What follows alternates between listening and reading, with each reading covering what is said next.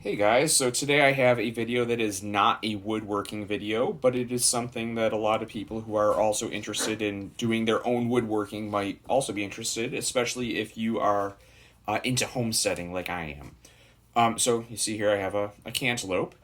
I'm going to show you how to take out the cantaloupe seeds and preserve them so that you can grow your own cantaloupes. So now this won't work with every single cantaloupe because not all store-bought cantaloupes will grow seeds. Some of them are sterilized because they are hybrids. So you want to make sure that you're buying an organic cantaloupe. Or if you're buying them from a farmer's market, you can ask the grower directly, like, hey, will this cantaloupe give me new cantaloupes? Some might not know. If they don't know, you don't want to buy those ones. You only want to buy a cantaloupe that is organic, not necessarily certified organic, but grown with organic methods so that the seeds are viable. And if you can ask the grower, go ahead and do so. If they don't know, that's probably not the right cantaloupe for you. All right, so the first step, take a sharp knife, a big knife, and cut it down the side. Carefully, watch your fingers. You get your cantaloupe open. And you want to cut each half in half again. Now, you are left with a quarter cantaloupe.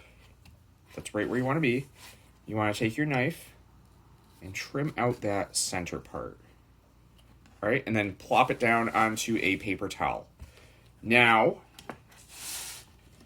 you want to separate the seeds so that they are flat on the paper towel and get this gunk. I mean, you don't have to save all the seeds, but get this gunk out of here, compost it. If you're not composting, you want to start because that's awesome for your garden. Get that out of there. And then you want to put these seeds into a colander. All right, get these seeds into the colander.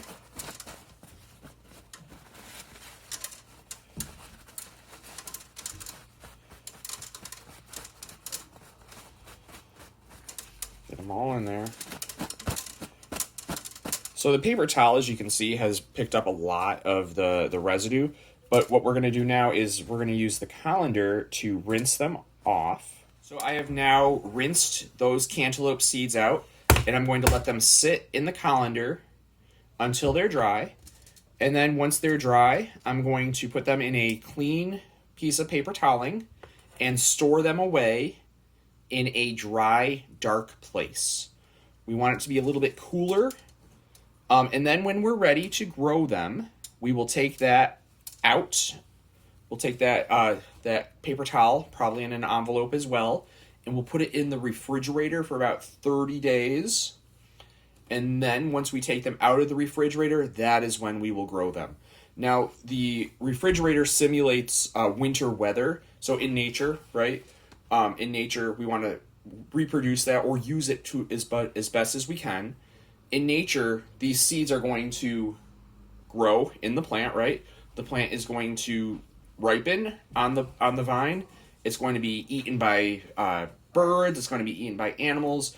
Those seeds are going to be spread around by those animals, or they're going to sit in the ground, and then winter is going to come.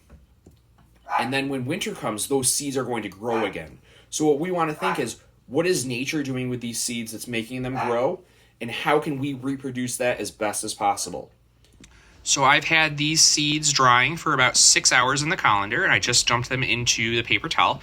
And you can see that they're still wet. It's soaked through the paper toweling. And so we need it to be completely dry before we put them in storage for a couple reasons. One, we don't want any sort of premature germination. While we're storing seeds, we don't want the plants growing. So that's one reason. The other reason is that we want to prevent any sort of mold. If there's moisture or excess bits of melon, well, you can see over here, I wiped some of the melon off. And some of the seeds, if they look a little fuzzy, that's because there's still a little bit of cantaloupe. So like this one right here, you can see a little bit. I don't know if I can zoom in any further. I'm pretty zoomed in. Oh, there we go. You can see that little tiny bit next to the seed right there. that's excess melon, and we want to make sure all of that is off before we put it in storage so there's no mold, because the mold will ruin our seeds while we store them. All right, that's it. Hopefully you guys learned a little bit of something. That's what I'm here for. I know this was not woodworking, but I like these kinds of videos. I hope that you do too. If you want more, less, whatever, let me know. And if it was helpful, hit that like button.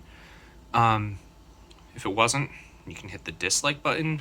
But if it was helpful, tell somebody, subscribe, share it, whatever you feel led to do. All right, guys, be good to yourselves, be good to others.